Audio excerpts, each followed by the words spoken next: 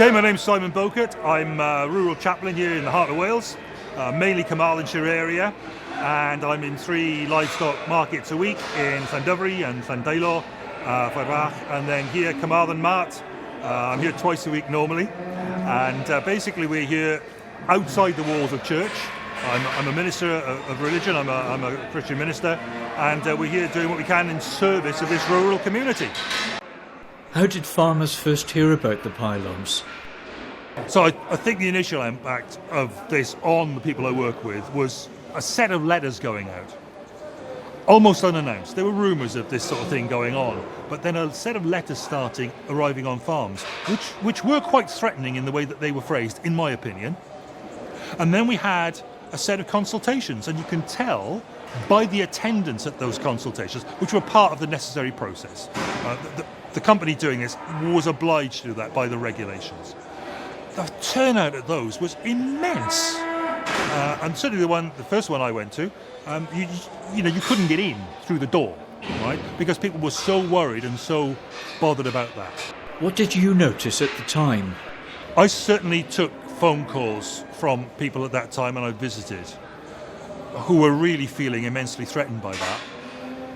And it was like, which way are we going to turn now? It was like that.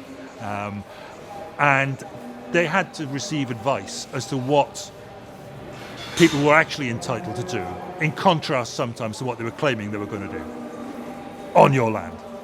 And that was a big problem. And then there's a very paltry sum of money that started being talked about as a compensation for this at some point or other. And again, it just wasn't appropriate, and it didn't fit. So the way the thing was handled, it was a bad project. It shouldn't be happening, in my opinion, in the opinion of many people I work with and for, right? But it was extremely badly handled by outside influences landing on an established culture. There was a total failure to comprehend how that culture worked. And that caused a lot of stress too. Obviously it would in any context. What's been done badly? I think from the start this project has failed to understand the strength of feeling or the unanimity that opposition to this project would build. So there are folks, obviously in this sort of area, there's been social stresses because a lot of people have moved in and retired, come from somewhere else, come and landed here with all their aspirations for what they're going to do when they're here and all the change they want to bring about in local communities and so on. But there has been this agreement on this issue right across the culture clash that already existed there from that. And I think, in terms of things that are happening to rural communities at the moment, certainly in the farming sector, there's a spirit of rebellion about, actually. And this is just one of the factors involved in that, but people are militantly opposed. One of the concerns I have is that the opposition should not become as militant as it might. I grew up through a time when road signs in Wales that had English on them were getting painted green. I grew up as a teen through the time when holiday homes were being set on fire, when radio transmitters were being destroyed, when things were going bang. I don't want to go back there.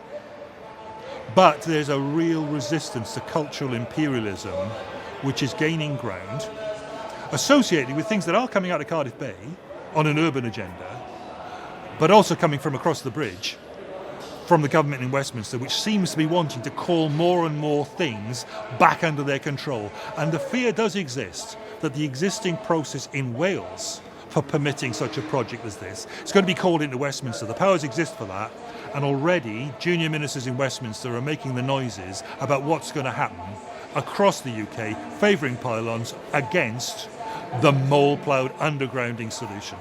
What about farms and the climate crisis? Okay, well, we're dealing with a problem on our farms of the damage caused by anthropogenic climate change, so we know about it. There are always people in any sector of society who are going to be deniers of whatever, all right?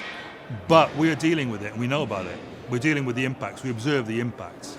I took trouble to find out about these things. I went and did a master's at the Graduate School of the Environment myself because I know this is an issue. I want to know about it. I want to understand it.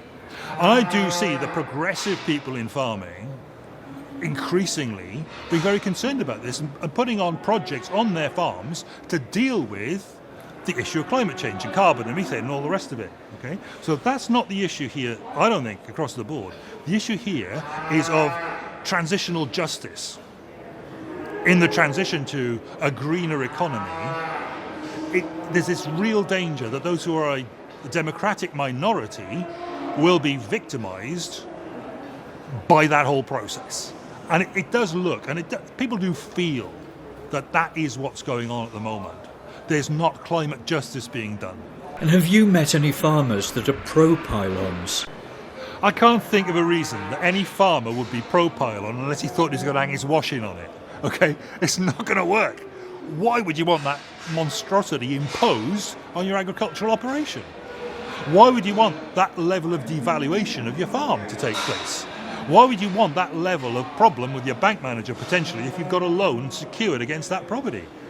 No, this doesn't make sense. Why is that being done? There's no benefit to us. There's a harm to us, significant set of harms to us, and it's not doing us any good at all. It's for somebody else somewhere else to exploit what we've got. Not on, is it?